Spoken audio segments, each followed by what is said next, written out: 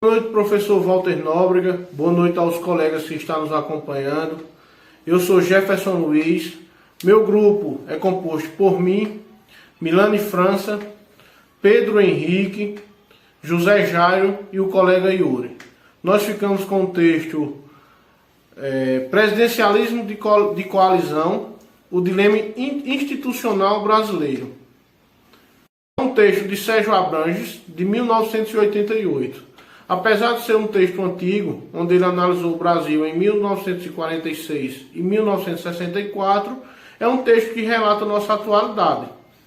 Ou seja, coalizão é um acordo político com fins, e é o que mais acontece atualmente. Recentemente vimos que a ex-presidente Dilma Rousseff não teve muito diálogo com os deputados, e o que conseguiu foi o impeachment. Já atualmente, o nosso presidente Jair Messias Bolsonaro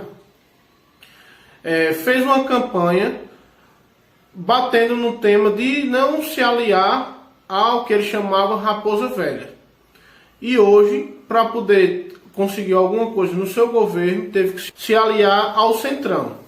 E é exatamente isso. O que mais acontece em nossa política brasileira é acordos entre o Executivo e o Legislativo. Ou seja, troca de favores. Para poder acontecer uma coisa, o Executivo tem que fazer isso pelo Legislativo, para que o Legislativo faça aquilo para o Executivo. Vou falar um pouco da heterogeneidade e pluralidade de interesses. Ou seja, a heterogeneidade é a diversidade de origem. Nosso país é um país extenso, onde temos diversas origens. Temos diversas classes, e a pluralidade de interesse, ou seja, vários interesses, cada um com os seus. O dilema institucional brasileiro define-se em a necessidade de encontrar um ordenamento institucional suficiente e eficiente para que se agregue com as pressões derivadas dessa heterogeneidade. Outro ponto negativo muito criticado no texto é o conflito entre o Executivo e o Legislativo, pois essa briga de poderes, só quem paga o preço somos nós. Boa noite a todos. Só continuando aqui o trabalho, eu vou falar sobre a crise institucional que é citada por Sérgio Abranches em seu texto, onde, segundo ele, parte ali da instalação da nova república. Mas o que é essa nova república, na verdade? A nova república também é conhecida por muitos historiadores como a Sexta República.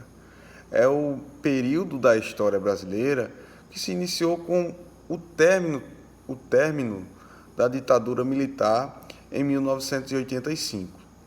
Nesse novo período da história brasileira, foi montada ali uma estrutura democrática em substituição ao aparato autoritário que existiu no Brasil entre 1964 e 1985. Mas, antes de falar, ou até mesmo citar essa crise que ele coloca em seu texto, é preciso regredir um pouco na leitura e ver qual o verdadeiro motivo que o mesmo coloca como fundamental desta crise, o motivo fundamental disto acontecer. Então, segundo ele, houve uma heterogeneidade estrutural na sociedade brasileira que foi marcada por um processo histórico de desenvolvimento. Processo esse que trouxe consigo desequilíbrios na estrutura política e social do país.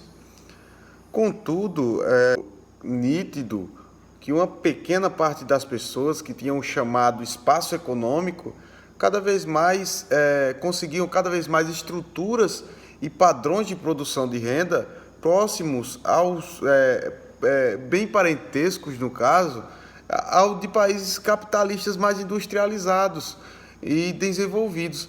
E, nesse caso, ao mesmo tempo, por outro lado, a grande parte da população continuavam em condições precárias, similares a de países e regiões menos desenvolvidas. Então, tinham aquelas taxas de instabilidade econômica, o que fazia essa grande parte da população viver em condições precárias, como se vivessem em países bem mais pobres que o Brasil. Então, a partir da instalação da nova república, houve uma transição essa que correspondeu à falência do modelo político anterior e dos regimes autoritários. Mas todo o processo de mudança de um regime implica em descontinuidades ou algum tipo de desajustes relacionados a questões de transição e de forças políticas que promovem essa transição no caso, para que, com a ordem, em conjunto, as forças políticas juntas, elas possam, vamos dizer assim, conduzir a reconstrução institucional no país. Contudo, essa própria mudança de regime excita ali expectativas de todos os que se sentiram, né, os que se sentem, de certa forma, que foram coagidos no período anterior, no período autoritário, trazendo então a esperança de mudanças, mas sem ter determinada consciência de que essa comunhão destes princípios políticos não contém, na verdade, necessariamente um consenso sobre políticas que sejam realmente concretas para essas soluções que serão, como eu posso dizer, implantadas pelo novo governo. Então, nesse caso, tem-se menos certeza ainda da direção, nesse período tem-se menos certeza ainda dessa direção que se dará a esse processo de mudança. Então, com a chegada da nova república, há uma grande necessidade de administrar o novo cotidiano da sociedade, sendo que existem instrumentos ainda do passado, juntamente com a imposição política antiga, né, e moral desta reforma, e a posição política, no caso dessa reforma, que vai trazer ali como eu posso dizer, um embate de pensamentos dessa nova reforma política institucional, que requer, de certa forma, que vai forçar, de certa forma, novos planejamentos e novas negociações governamentais. Desta maneira, as pressões da conjuntura institucional, juntamente com a crise econômica e social, exigem uma imediata ação governamental. Ação essa que, se obtida dos problemas do dia a dia, é uma garantia ali insuficiente de uma instabilidade, vamos dizer assim, e de uma paz social mais permanente. Nesse caso, os riscos de crises institucionais permanecem de qualquer maneira altos e são praticamente inevitáveis. Ou seja, esse é um grave problema que tem suas raízes históricas e que, se é necessário que se faça algo em curto prazo, para que o período desse trabalho, dessa Constituinte, pudesse, a longo prazo, trazer inovações constitucionais, que foi o que aconteceu. Então, houve ali uma probabilidade enorme de conflitos em múltiplas escalas e dimensões, precariamente contidas ali por essa transição democrática, contudo, nesse caso, para que se encontre soluções estáveis para crises econômico-sociais, não dependem apenas, vamos dizer assim, de medidas macroeconômicas. Precisa-se também de uma reforma institucional na organização do Estado para que se estabeleça laços firmes com a sociedade. Essas mudanças no quadro administrativo e de organização do Estado, associadas a novas regras institucionais de convivência entre os agentes ali econômicos, são factíveis antes mesmo da definição dessa constituinte do novo regime. Então é isso. Boa noite a todos. Eu vou dar continuidade à apresentação falando sobre os regimes democráticos e a representação de interesses.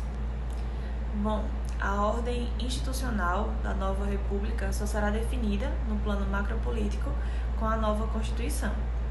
No entremeio, aplicam-se seletivamente dispositivos pré-existentes e fortalece-se aquela tendência já referida à informalidade de acordos e regras que pode e deve ser compensada por mudanças institucionais e organizacionais de curto prazo, mas será a definição de uma institucionalidade de longo prazo que determinará as possibilidades de evolução democrática mais estável do país. A dinâmica macropolítica brasileira tem se caracterizado, historicamente, pela coexistência nem sempre pacífica de elementos institucionais que, em conjunto, produzem certos efeitos recorrentes e, não raro, desestabilizadores. Constitui o que se poderia classificar como um acerto às bases de nossa tradição republicana, o presidencialismo, o federalismo, o bicameralismo, o multipartidarismo e a representação proporcional. Seria ingênuo imaginar que este arranjo político-institucional se tenha afirmado arbitrária ou fortuitamente ao longo de nossa história. Na verdade, expressa necessidades e contradições de natureza social, econômica, política e cultural que identificam histórica e estruturalmente o processo de nossa formação social. Tais características compõem uma ordem política que guarda certas singularidades importantes no que diz respeito à estabilidade institucional de longo prazo, sobretudo quando analisadas à luz das transformações sociais, porque passou o país nas últimas 4 décadas, do grau de heterogeneidade estrutural de nossa sociedade e da decorrente propensão ao conflito. Essas singularidades aparecem mais nitidamente quando confrontadas com outros modelos de organização democrática. Toda comparação tem algo de arbitrário. Querer aplicar regras de organização observadas em outras formações sociais, com história e estruturas diversas, corresponderia a um exercício de engenharia institucional artificial e exótico. Mas a observação de experiências distintas pode tomar mais saliente aquilo que já temos em comum com outras democracias e o que há de específico e problemático em nossa vivência, estimulando a busca de soluções a ela apropriadas. O Brasil praticou um modelo presidencialista, federativo proporcional e multipartidário ao longo da República de 1946 e retornou a ele com a nova República. Na Assembleia Nacional Constituinte, existem 4 partidos com mais de 5% de cadeiras na Câmara, tornando o nosso multipartidarismo rigorosamente médio e desmentindo a preocupação exagerada, hoje corrente, com a proliferação excessiva de partidos. Mas por que exagerada? Em primeiro lugar, porque o próprio sistema eleitoral atua como regulador desse processo, incentivando ou desincentivando a formação de partidos, na medida em que torna os custos em votos proibitivos para pequenas legendas de ocasião. A regra de cálculo do quociente partidário e o modo de distribuição de sobras são mais eficientes nesse sentido que qualquer correção legal. Evidentemente, não é por acaso que uma determinada sociedade apresenta tendência a um multipartidarismo, moderado ou exacerbado.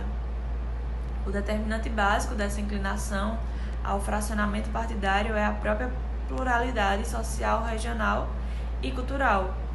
Os sistemas majoritários, embora admitam o multipartidarismo no plano eleitoral, reduzem fortemente as possibilidades de equilíbrio pluripartidário no plano parlamentar.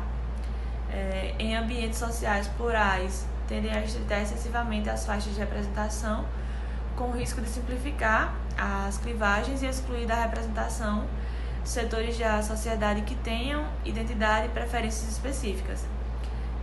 Os proporcionais ajustam-se melhor à diversidade, permitindo admitir a representação, a maioria desses segmentos significativos da população e, ao mesmo tempo, coibir a proliferação artificial de legendas criadas para fins puramente eleitorais e sem maior relevância sociopolítica. Enquanto o regime inglês de representação apresenta um forte potencial de exclusão de minorias significativas, o holandês ele reflete aproximadamente o pluralismo existente na sociedade e o consequente perfil de preferências. Este potencial de exclusão em situações de maior heterogeneidade social pode transformar-se em sério risco à estabilidade da ordem política, anulando a sua aparente superioridade, que seria, segundo alguns autores, a produção de maiorias estáveis.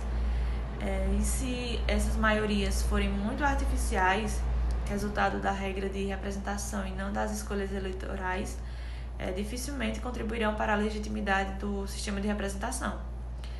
E a segunda razão pela qual a preocupação com a proliferação de partidos é exagerada refere-se ao fato de que os regimes proporcionais, mesmo quando adotam critérios de transformação de votos em cadeiras que promovem a máxima proporcionalidade e não desincentivam a fragmentação partidária, apresentam a sociedade e o consequente perfil de preferências.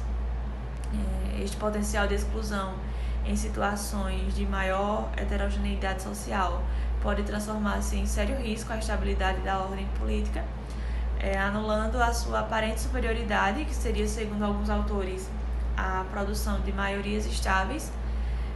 E se essas maiorias forem muito artificiais, resultado da regra de representação e não das escolhas eleitorais, dificilmente contribuirão para a legitimidade do sistema de representação. E a segunda razão pela qual a preocupação com a proliferação de partidos é exagerada refere-se ao fato de que os regimes proporcionais, mesmo quando adotam critérios de transformação de votos em cadeiras que promovem a máxima proporcionalidade e não desincentivam a fragmentação partidária, apresentam diferenças ponderáveis entre o número de partidos que disputam as eleições e o número de partidos com efetiva representação parlamentar. Assim, a garantia de representação a minorias significativas não determina necessariamente a inviabilidade de maiorias estáveis, embora implique com frequência a necessidade de coalizões governamentais. É possível perceber até intuitivamente que a possibilidade de alianças e coligações amplia adicionalmente o campo de escolhas eleitorais, elevando a fragmentação partidária, na medida em que não apenas garante a sobrevivência parlamentar de partidos de baixa densidade eleitoral, mas também multiplica as possibilidades de escolha, além das fronteiras das legendas partidárias. E o importante a considerar é que, mesmo com a alta incidência de alianças e coligações eleitorais, uma vez recomposto o alinhamento partidário no plano parlamentar, o Brasil não apresenta índices de fracionamento muito distantes daqueles observados nas democracias proporcionais, o que qualifica ainda mais a preocupação com a alegada exacerbação de nosso multipartidarismo. Independentemente da possibilidade que aponta para certas irregularidades em nosso processo político, assentadas em características estruturais de nossa sociedade e em traços bastante fortes de nosso padrão político institucional, pelo menos uma coisa é evidente: as peculiaridades institucionais que compõem o nosso dilema político não dizem respeito ao nosso regime de representação nem ao nosso sistema partidário. Compartilhamos as principais características de ambos com a maioria das democracias estáveis do mundo. E mais significativo do que as semelhanças entre as experiências brasileiras e outros regimes democráticos, talvez aquilo que diferencia o modelo brasileiro, traços até agora permanentes de nossa organização, nos ciclos democráticos e que persistiram com as distorções inevitáveis nos períodos autoritários. Boa noite, professor Walter, boa noite aos demais colegas. Conforme já mencionado pela minha equipe, nós estamos falando sobre o termo presidencialismo de coalizão, que surgiu lá no final da década de 80, no mesmo período onde surgiu a nossa Constituição atual, né? Esse artigo, que foi criado pelo cientista político Sérgio Abranches, tinha como objetivo entender um pouco como o Brasil iria funcionar a partir daquele momento com a nova Constituição. Daí então havia uma discussão sobre o presidencialismo, mas ao mesmo tempo nossa Constituição era bastante semelhante ao que é hoje chamado de um governo parlamentarista. Hoje temos um presidente que lidera o executivo, que ele é chefe de governo e ao mesmo tempo ele é chefe de Estado, tendo ele que ser uma peça central para a governabilidade, para montar uma coalizão dentro do legislativo, que ele possa ter uma governabilidade. E para que ele possa ter uma boa governabilidade, se faz necessário que ele insira em seu governo mais setores da sociedade em sua coalizão.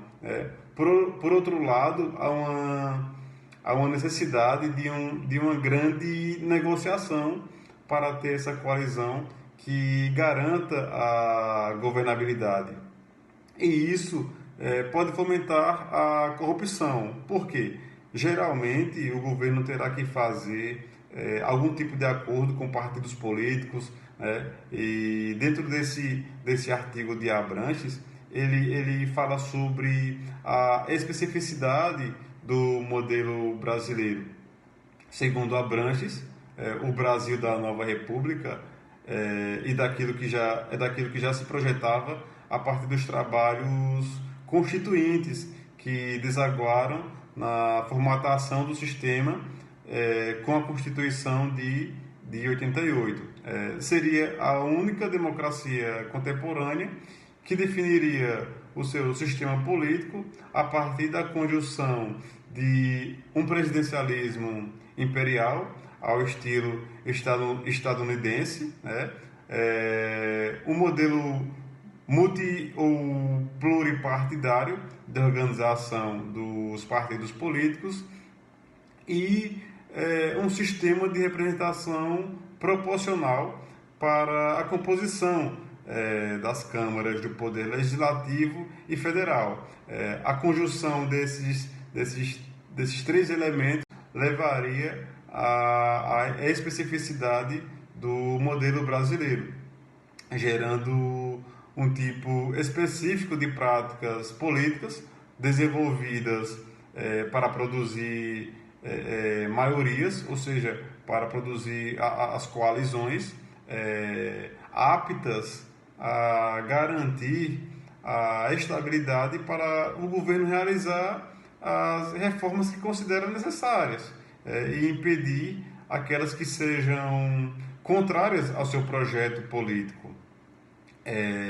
Então, haveria no interior desse sistema um verdadeiro dilema institucional, na medida em que tais práticas tendem, em determinados momentos, a acirrar a tensão entre o legislativo e o executivo. Abranches definia da seguinte maneira o que seria nogórdio do presidencialismo de coalizão: um sistema caracterizado pela instabilidade de alto risco, cuja sustentação baseia-se quase exclusivamente no desempenho corrente do governo e na sua disposição de respeitar estritamente os pontos ideológicos ou pragmáticos considerados inegociáveis, os quais nem sempre são explícita e coerentemente fixados na fase de formação da coalizão, né? Por fim, agradeço a atenção de todos os meus colegas de turma, né? Nossa equipe formada por Jefferson, Milani, Pedro, Yuri e eu, nos esforçamos para passar o conteúdo de uma forma de fácil compreensão para todos. E finalizando o texto, o Pedro Henrique, meu colega, falará um pouco mais sobre o dilema institucional do presidencialismo.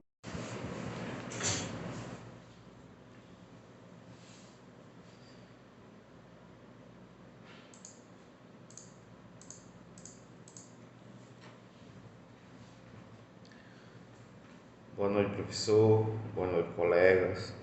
Eu me chamo Pedro, faço parte da equipe que é composta por eu, Milani, Jefferson, Yuri e José Jairo, certo?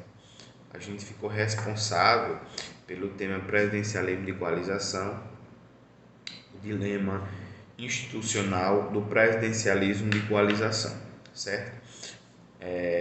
Os colegas já deve ter explicado, né?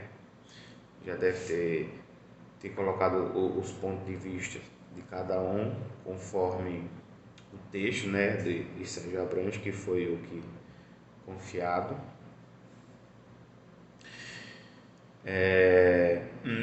Nesse caso, nesse tema, quando a gente para analisar, né, o nosso sistema hoje judiciário, como todos sabem, ele é dividido em 3 poderes, né? O poder executivo, o poder legislativo e o poder judiciário, certo? Pela lei, esses poderes para se comunicarem, né? De uma forma assim, como é que eu posso dizer, viver em conjunto, para ter para ser recíproco em todas as áreas, né? Para que dessa forma seja feito um equilíbrio, né, para que as coisas fluam, né? Muitas das vezes não ocorre dessa forma. A Constituição Federal, a nossa Carta Magna, como é que eu posso dizer? É um livro, digamos assim, da doutrina que assegura todo o campo jurídico, né, para que flua corretamente, né? Muitas das vezes, dentro desses poderes, ocorre coisas distintas, ou seja, opiniões ou posicionamentos que não se comunicam entre si. Partindo para a parte presidencialista, do presidente, né,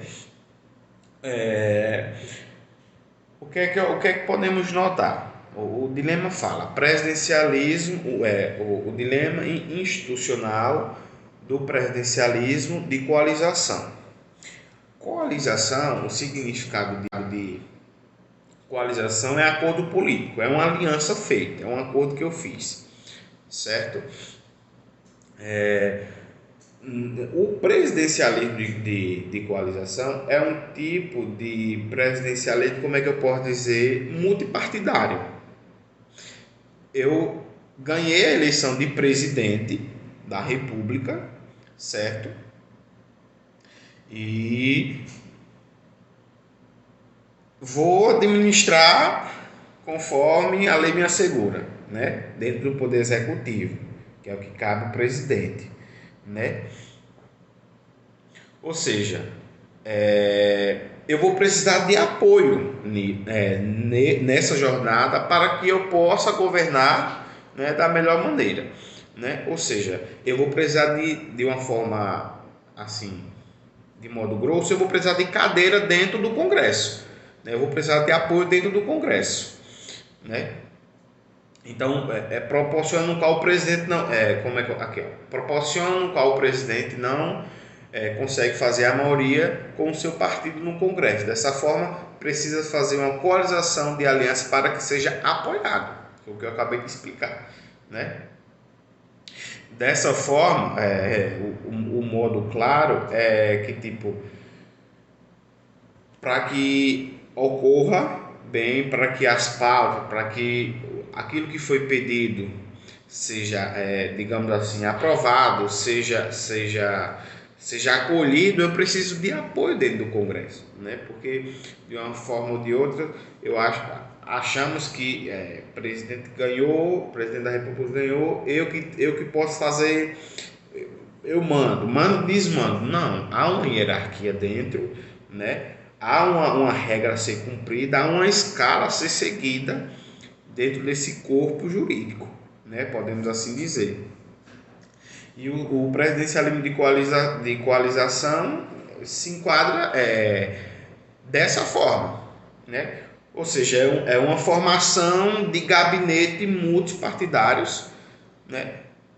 Dando apoio ao presidente para que eu consiga governar da melhor forma, né? Pelo o texto bem elaborado de Sérgio Abranches, inclusive eu até nas aulas tinha mencionado com o professor que eu também fiz a leitura desse livro de Michel Temer, que também é muito bom, multipartidários, né? Dando apoio ao presidente para que eu consiga governar da melhor forma, né? Pelo o texto bem elaborado de Sérgio Abranches, inclusive eu até nas aulas tinha mencionado com o professor que eu também fiz a leitura desse livro de Michel Temer, que também é muito bom, que ajuda a gente a entender um pouco. Eu não sei se eu estou me expressando da melhor forma, assim, para que vocês consigam entender, né? Posso dizer que sou um pouco leigo, né, na situação, mas o texto de Sérgio Abranches é muito bom, dá para entender qual o ponto de vista. É um pouco complexo, é um pouco assim, que a gente vai ter o conhecimento, do corpo, de como funciona, né? Então é dessa forma, o presidencialismo se qualifica dessa forma. É certo que tem como eu posso dizer, várias outras situações. Caso não foi colocado aqui, eu peço desculpa, mas tenho certeza que o professor vai estar melhor explicando, mas se encaixa nisso. A gente podemos perceber agora, na atual gestão do presidente, né, do Jair Messias Bolsonaro.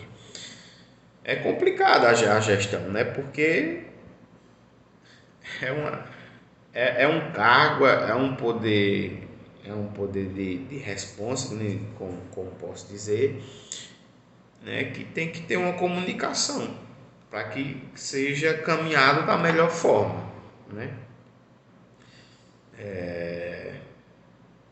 Eu acho que a minha explicação se finda aqui, professor. Espero que tenha suprido aí o que o senhor pediu, mas caso na explicação não tenha me colocado da melhor forma, no artigo vou tentar, né, o resumo, vou tentar me expressar da melhor forma.